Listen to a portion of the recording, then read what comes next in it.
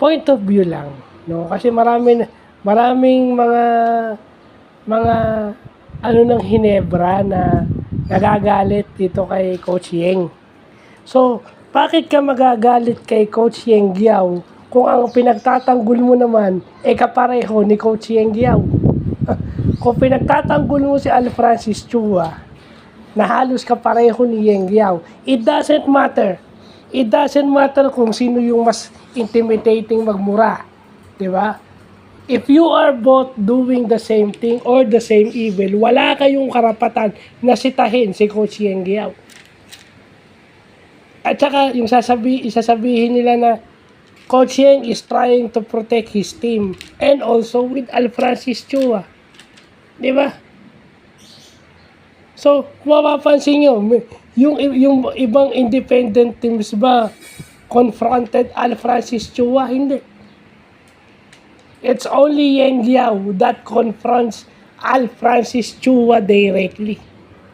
So, kung narinig man ng ibang mga fans na nagsalita itong si Coach Yeng na anumang profane language, sinigawan niya yung player ng Hinebra, profane language yung ginamit niya.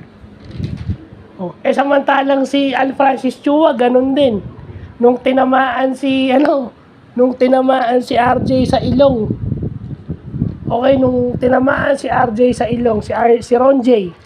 Nung tinamaan si Ron J, profane language din yung ginamit niya sa referee.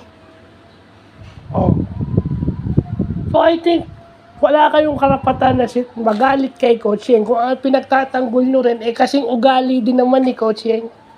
Sasabihin nyo passionate si Al Francis Chua, the same thing with Coach Yeng Guiao. Yeng Guiao is known to be like that all throughout his coaching career. Mula pa nung days ng sweep niya sa RFM, ganun na si Coach Yeng Guiao. I was 12 years old nung pumasok si Coach Yeng Guiao sa pagko-coach. So, bakit mo sisitahin si Coach Yeng kung ang pinagtatanggol mo katulad din ni di ba?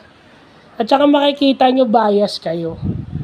Ang pinupunto lang naman ni Coach Yeng is yung sinasabi nyo walang preba manhid kayo. Bias lang kasi kayo. Sasabihin nyo bakit hindi rin magpalakas yung ibang team. Well, ikaw ba naman player ka, hindi ka pupunta dun sa malalaking sweldo. Di ba?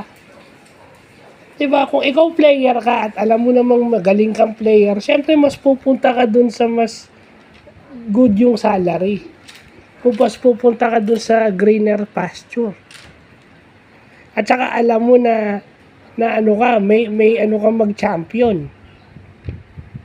Kasi pag nag-champion kayo, bonuses ang hinahabol nyo. Pag nag-champion, ang bonuses malaki.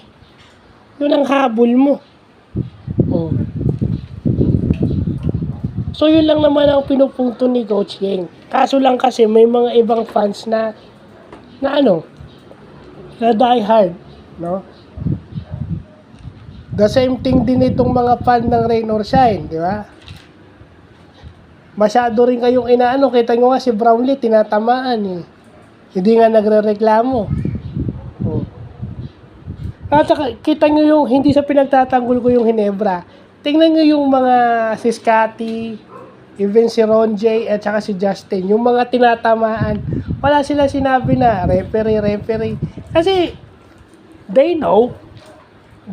Alam nila kung ano yung totoo, pero hindi lang nila sinasabi sa media. At saka that is politically correct pag sasagot ka. Part ng laro.